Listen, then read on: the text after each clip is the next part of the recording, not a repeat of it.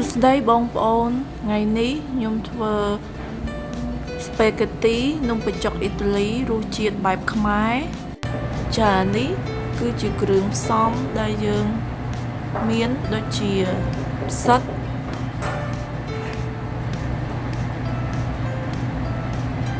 ហើយនឹងខ្ទឹមបារាំងហើយនេះខ្ទឹមសសាច់គោហើយនេះទឹកប៉េងប៉ោះ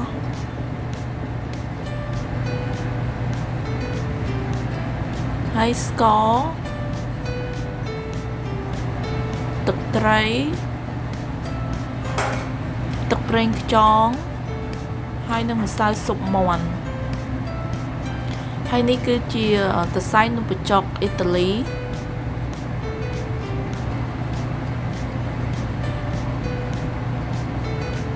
ចាបងប្អូនឥឡូវចាប់ផ្ដើមដាំទឹកជាមុនសិននៅពេលដែលទឹកយើងពុះហើយយើងចាប់ផ្ដើមយកនំបញ្ចុកយកមកស្រុះបងប្អូនអាចស្រុះក្នុងរយៈពេល10នាទីគឺវាផុយហើយ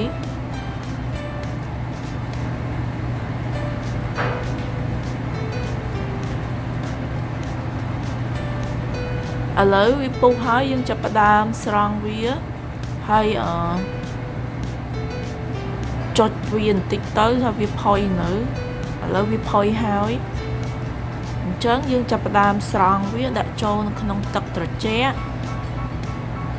ហើយលាងវាបន្តមកទៀតយើងស្រង់វាដាក់វាឲ្យស្រស់ទឹកឥឡូវយើងចាប់ផ្ដើមហាន់ផ្សិតយើងហាន់វាជាចំណិតតូច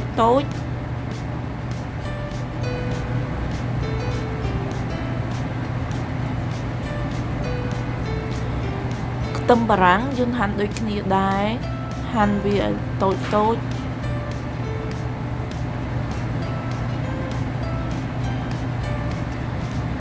នេះខ្ទឹមស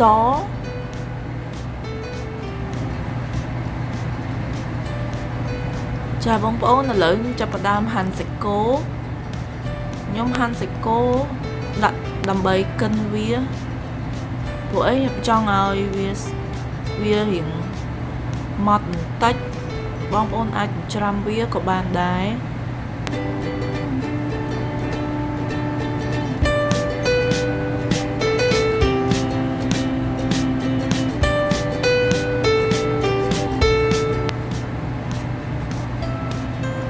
ចាឥឡូវសាច់គោយើងបានកិនរួចរាល់ឥឡូវយើងចាប់ផ្ដើមធ្វើទឹកស្រោចលើនំបញ្ចុក spaghetti sauce ជាដំបូងយើងដាក់ខ្លាញ់ហើយខ្ទឹមសចូលយើងបំពងវាទៅឲ្យវាក្រហមបន្តិចបន្ទាប់មកយើងដាក់សាច់គោឆាវាឲ្យឆ្អិន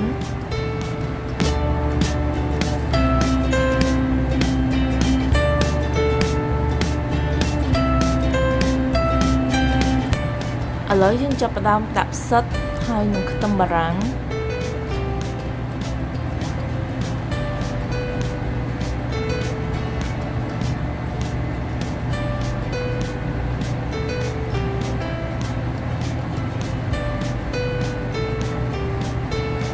ហើយនេះយើងដាក់ម្សៅស៊ុបមាន់ស្ករសទឹកត្រីហើយនឹងទឹកប្រេងខ្យង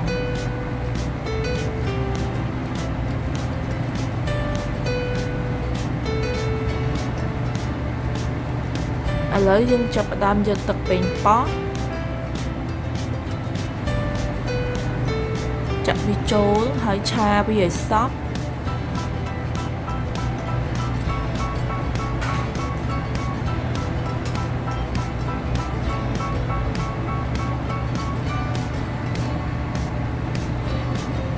ហើយសម្រាប់រសជាតិ spaghetti sauce យើងធ្វើវាឲ្យផ្អែមជូរផ្អែមហើយប្រៃតែបន្តិចទេ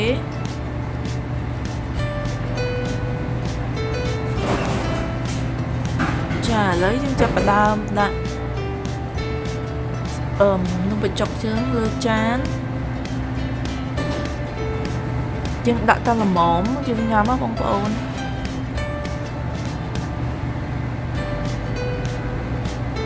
បន្តមកទៀតយើងចាប់ផ្ដើមយកទឹកស្រោចអាទឹក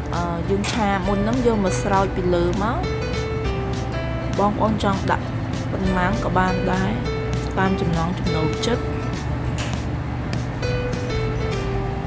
ហើយយើងចាប់ផ្ដើមច្បល់វាចូលគ្នាឲ្យសព្វទៅយើងញ៉ាំទៅគឺរសជាតិឆ្ងាញ់ចាឥឡូវនឹងបញ្ចុកអ៊ីតាលីស្ប៉េហ្គេទីយើងរួចរាល់ហើយ